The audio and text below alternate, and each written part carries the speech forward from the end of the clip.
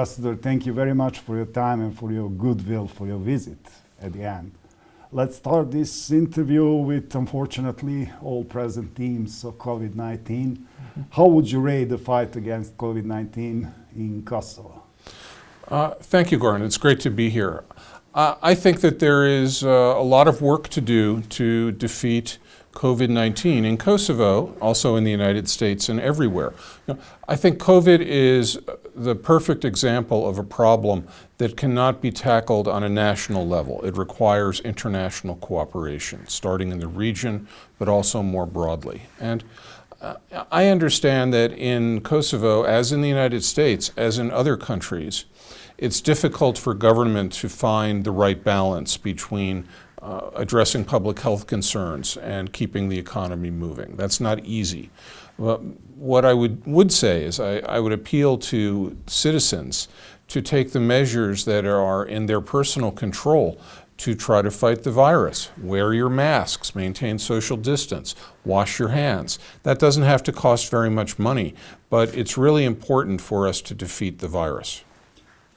In what way has the United States helped Kosovo in the course of the pandemic so far? We have provided a great deal of money and technical equipment, ventilators, for example, hygiene equipment. We've also consulted. American experts have talked to Kosovar counterparts. People at the embassy have been in close touch with the Ministry of Health and other ministries from the beginning. Now, the question everyone is asking now has to do with vaccine, and will the United States and other international partners be able to provide vaccine? And the Biden administration has said that as the number of vaccinations available in the U.S. increases, we are going to look for opportunities to share with our friends. I mean, up until now, most of the vaccine sharing internationally has been based on commercial transactions, but we're hoping that we'll be able to contribute soon to these international efforts, possibly through COVAX, the international structure that has been established. And let me just say, that's very much in keeping with the Biden administration's approach of looking for opportunities to act in closer collaboration and consultation with other international partners. You already said something about vaccines, so I'm interested, what is your position on the issue of vaccinating Kosovo Serbs with the vaccines from Serbia? Because we are witnessing many problems on the ground regarding this topic these days. So let me just say that I hope that the government of Kosovo, of Serbia, all the countries in the region are going to find ways, are going to redouble their efforts to approach the solutions in a collaborative fashion. You know, you can point fingers about who was responsible for this or that, but it's a humanitarian crisis, and the needs of people in every country are important. But at the same time, if we're really going to get serious about this, we have to spend less time focusing on the politics and more time talking about the humanitarian aspects. And there's responsibility for that to be shared. Yeah, at the end is a question of public health, isn't it? It is, but again, you know, people will say public health is all that matters, so I will act unilaterally. And I don't think acting unilaterally is the right answer either. I think that that all the governments in the region, all the governments in the world, you know, need to put aside the politics and find ways to let the scientists and the doctors take the lead in this. And I don't exclude my own country from this. I mean, we're also redoubling our efforts to improve international cooperation against the pandemic.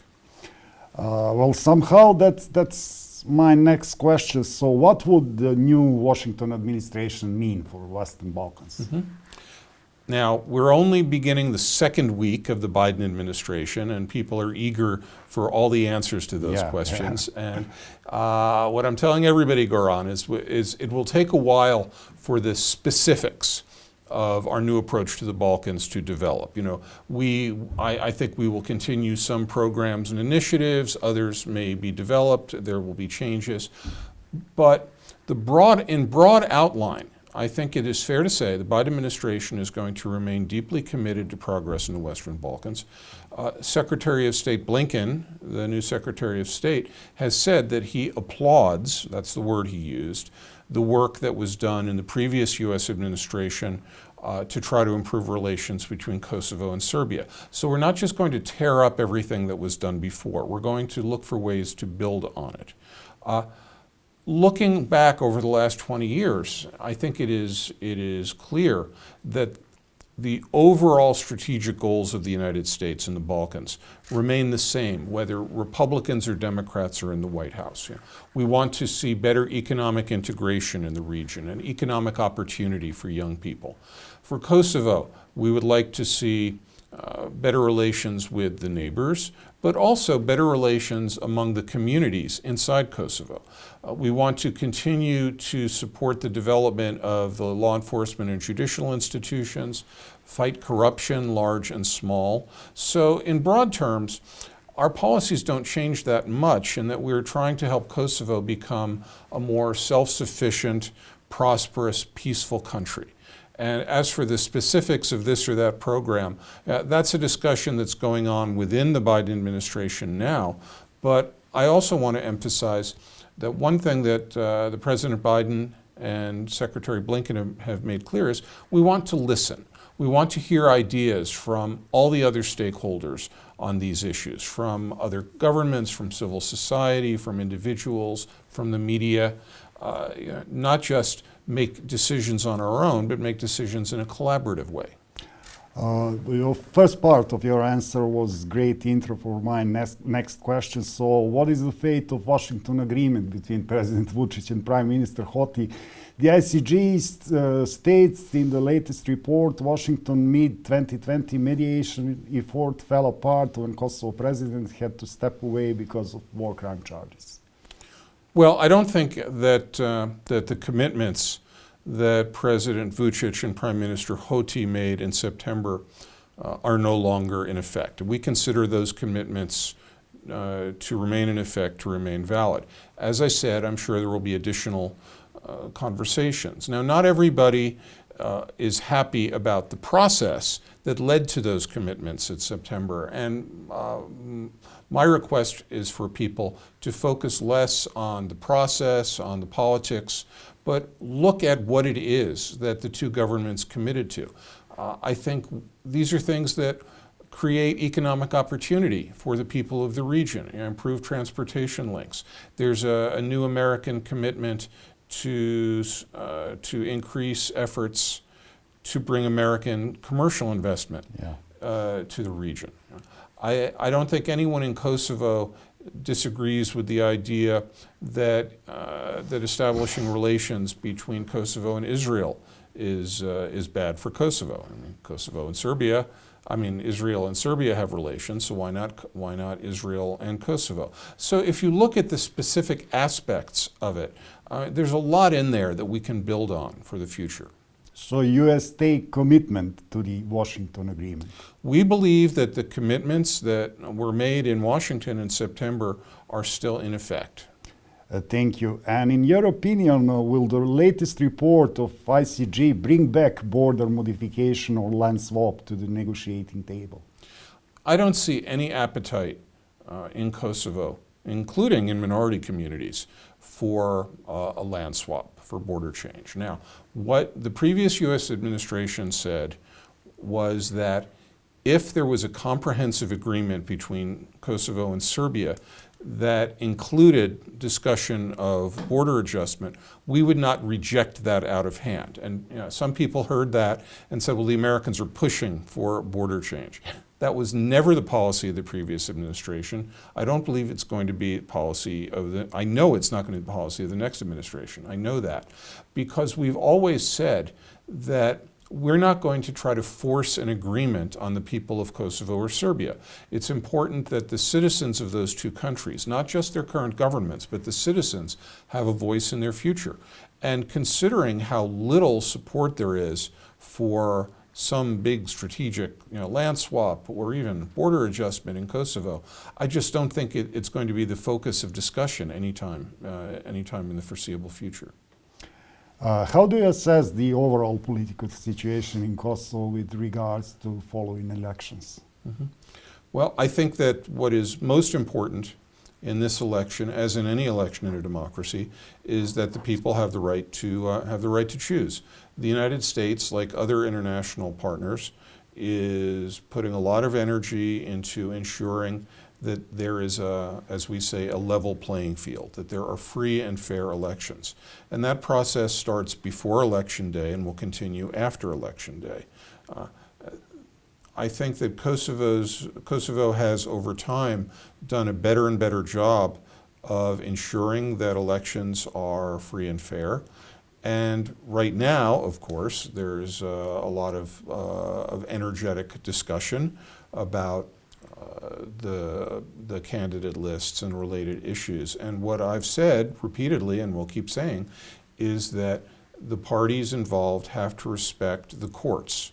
They cannot just pick and choose which court decisions they like. Yeah. And in the end, the courts are going to decide how to move forward on this. And on the election, as on other issues, our view is that the courts need to be free to do their jobs, free of political interference. Yeah, I agree with you. And you have mentioned free and freedom several times. Do you believe that Kosovo Serbs vote in the elections according to their free will and personal convictions? Are you aware of any pressures on Kosovo Serb voters? Well, since you asked that question, I would refer you to the 2019 European Union report after the last election, which raised some concerns about whether Serb citizens of Kosovo truly do have the opportunity to have their voices represented. It raised questions about whether or not Serb political parties can operate freely in Kosovo, or if there's only room for one party. So I would refer people to the 2019 report. Also, I will tell you, as an American, I look forward to the day when Kosovo is this sort of multi-ethnic, religiously diverse country where people don't always think and vote on community lines. You know, the day will come, I believe, when there won't necessarily have to be a Turkish party, a Gorani party, Albanian parties, and there are just Kosovo parties in Kosovo. Do the expected processes in front of specialized chambers in The Hague complicate the overall political environment in Kosovo? I wouldn't say that it complicates the political environment in Kosovo. The U.S. government's view of the special court is that it should be allowed to operate, again, without political pressure, and that people who are called to the court either as witnesses or as subjects of investigation should cooperate with it, as the great majority of citizens of Kosovo brought before the court have done. It's no secret that some people think that the court is focusing very narrowly on members of one community, and that raises the broader question, Goran, of is justice being done throughout the region? And my answer to that is that the answer is that Kosovo and the region need more justice, not less justice. I say that because some people have said, well, you know, if this court is only going to look at my community, that's not fair, this court shouldn't function. I would view it differently. I think that many people committed crimes in the Balkans in the 1980s and the 1990s, people from more than one community, and that governments in the region, with the support of international partners, should not hesitate, should not be reluctant to pursue justice in whatever direction. And in that sense, I think the fact that even though a lot of people in Kosovo don't like the special court, the fact that it is functioning is a sign that Kosovo is not afraid to pursue justice wherever it goes. You just mentioned international partners and international community. The 2080 annual report of the State Department mentions the murder of Oliver Ivanovic. Would you, as the U.S. ambassador, support the establishment of an independent international commission to investigate that case? I think that is a proposal that requires detailed thought, detailed discussion among many people, and especially right now with all the political changes going on, that question deserves more than a yes or no answer. But we have certainly not forgotten about Mr. Ivanovic, and I think his family deserves answers and deserves justice, and so do the people of Kosovo. Yeah, absolutely. So how do you assess the position of Serbian community in Kosovo? Did it improve since you took over the ambassador place in Pristina? I wouldn't say I've seen much change in the past 2 years, to be honest. And again, I'm an American. I come from a religiously diverse, multi-ethnic society. Within my own family, there are people of many different backgrounds and religions. And so, as the American ambassador, I look to the Constitution of Kosovo, which makes a commitment for this to be a multi-ethnic society, a society where members of all communities should feel that they have a stake in the future, that this is their home. I think a lot more needs to be done to bring the communities together. And people will ask me, can the embassy increase the number of language classes or something that the members of the community can take together? And we have programs like that. But I think that in a country of nearly 3 million people, the answer doesn't lie in programs. It lies in foreign embassies. Or in embassies, exactly. It lies in the hearts of the people. And if the people of Kosovo are going to view other communities not just as people we tolerate, who we won't object if they live among us, but actually view it as positive that there are people who speak other languages, who have other religious beliefs, who have different cultures living among them, the country is really not going to realize its potential. And I know it's very easy for me as an outsider to say this. I first lived in Kosovo in 2003. And at that time, I was worried that, looking ahead into the future, that Kosovo Serbs wouldn't teach their kids Albanian, Kosovo Albanians wouldn't teach their kids Serbian, and that has come to pass. I mean, very few people in the young generation who can speak the other language. Yeah, and, that's true. And people say, okay, well, the kids all speak English, so it's all right. It's not the same thing. I think if you really want to understand the mind and the culture of your neighbors, you need to understand the language. And aside from the fact that Kosovo's constitution makes clear that it has 2 official languages and people should have the right to live their lives and receive government services in both languages. Yeah, are Kosovo Serb political representatives doing enough, according to your opinion, to improve the position of our community? Bluntly speaking, I feel that the people of the Kosovo Serb community, and I include leaders in this, are often stuck in the middle. I mean, they're caught between Belgrade and Pristina. Hammer and the anvil. That there is, I was going to say they're a political football, but you can pick whatever metaphor you want. It's a tough position to be in. And I have sympathy for the Kosovo Serbs and the people who are trying to improve their lives. But I think part of the answer to that is to get beyond community thinking, tribal thinking, and for Kosovo to operate more as a nation, as a state, as a country, and less as a collection of communities. When will Serbs return to the big cities in Kosovo? We are not asking you this question for the first time. I can't answer that question. Still no answer. I could ask you, Goran. I mean, why don't Serbs live in the big cities? Is it because they feel uncomfortable or unwelcome in the big cities? Because, let me just say this. Because there is no offer in big cities. There is no kindergartens, there is no schools, there is no infrastructure. And you mentioned language problems and so on.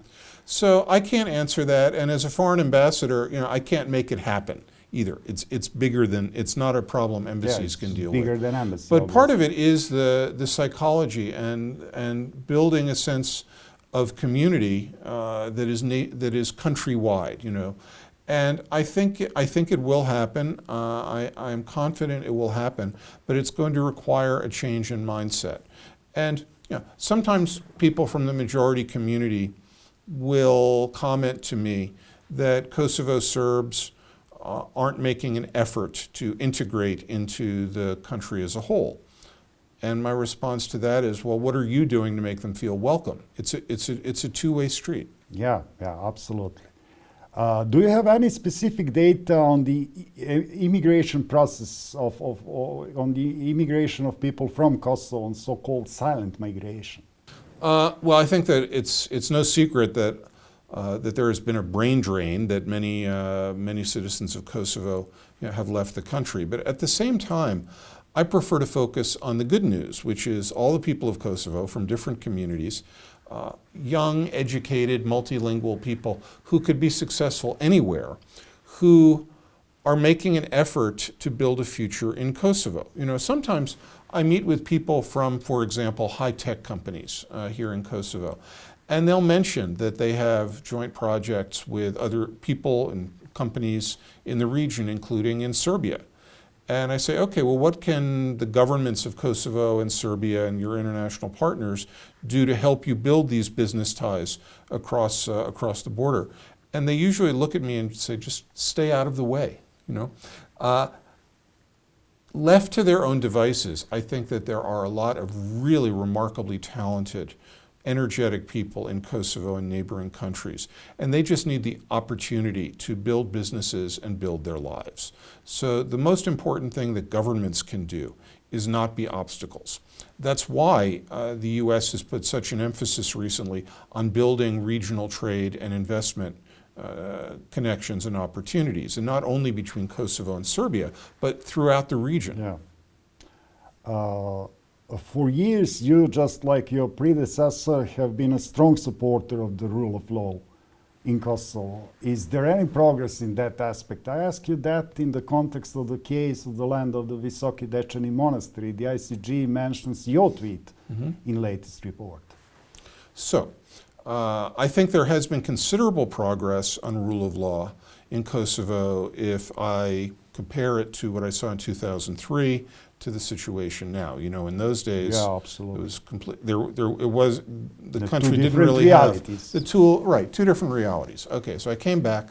I think that the Kosovo police has been a great success story.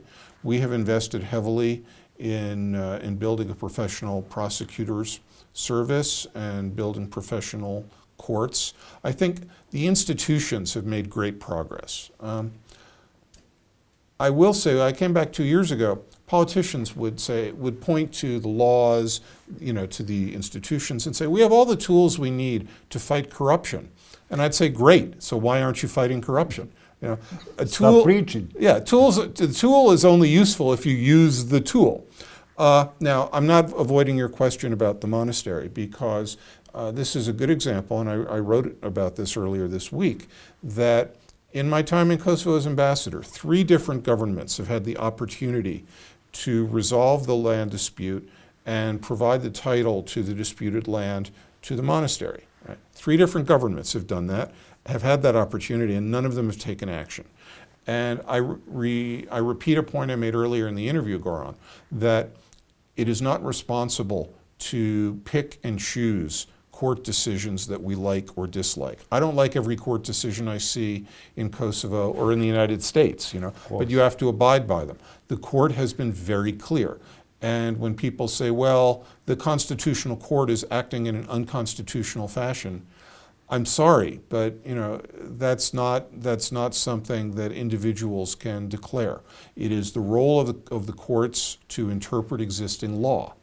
If the people of Kosovo think that their laws or their constitution need to be amended, and we do that in the United States as well, that is the role of the elected representatives of the assembly. But the current law is the current law, and I think it is very clear on this. And last topic for this interview, media, of course. Do you consider Kosovo Serb media free? I think that I'm very impressed with Kosovo's media in general, including Serbian language media.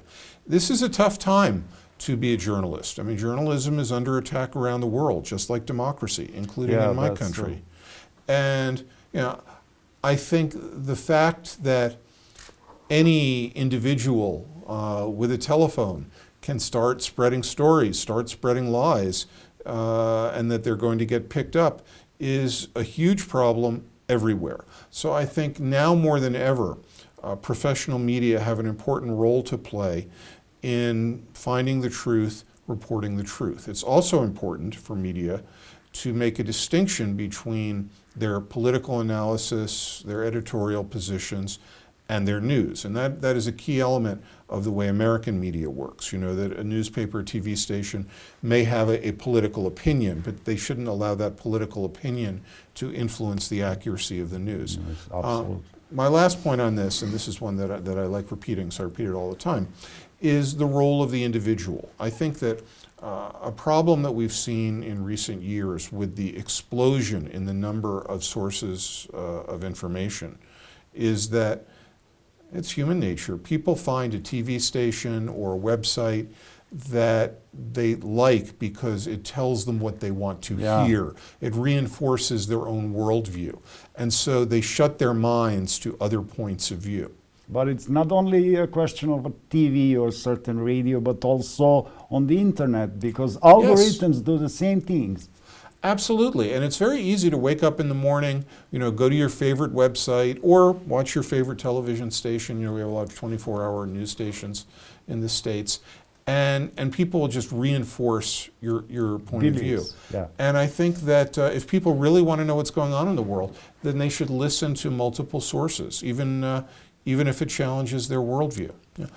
I'm going to say one more thing about media, because this is something I've been thinking about for a long time, and that's that we have to pay attention to visual images as well as words, and it's a TV station, and that will be the case. Frequently, people will be listening to a speaker explaining a situation, and then on the screen at the same time, there'll be a visual image which may be in conflict with what the speaker is saying. And I think people are affected more by visual images than they are by words. Absolutely. Does the Kosovo media successfully resist misinformation and fake news? And in that context, I have to remind you that our TV Kim recently marked 20 years anniversary. And congratulations on that anniversary, Goran. I think that it is a constant battle for all media to resist the siren call of disinformation. Not that reporters want to lie, but just like ordinary citizens, they have work to do to filter reality. And one aspect of competition in media, and again, this is true in America. America doesn't have all the answers. We haven't solved all the problems. Is that sometimes the pressure to report a story quickly, so you have a scoop, can interfere with the ability to fact check things. So when that happens, I think that it's important for media outlets to admit we made a mistake, or we were told something and it turned out not to be true. I think that that is a sign of media professionalism, to admit that. And in the States, I know there are websites, for example, news websites, that have a regular feature, "Our mistakes last week," and that really does a lot to improve their credibility. You already mentioned the importance of language and so on, and basically give a part of the answer during this interview, but I will end up with this: how to promote freedom of speech in a society that does not respect its law on use of languages. I think that promoting freedom of speech is a challenge everywhere, in Kosovo, in the United States, and every country. And this is bigger than governments. It's bigger than laws and police forces. It has to come from the human heart. We have to genuinely be interested in the point of view of others around us. And we've seen, certainly in the United States, the dangers of political polarization. I mean, we've just gone through a terrible constitutional crisis, and it's not over. I mean, we have a lot of work and a lot of heartache ahead to defeat this threat to American democracy. And it was caused in large part by people just lying. And I mean, not evil people, ordinary citizens hearing things over and over again and believing them. And it reached the point where people were so angry with their neighbors, with their relatives, they just stopped talking to each other. And when they did talk, they were talking at people. They weren't listening. And I think that, that we have to find a way, all 7 billion of us, to change that approach. Yeah, some people call it balkanization of U.S. Ambassador, thank you very much for your time. Thank you, Goran. It's been a pleasure.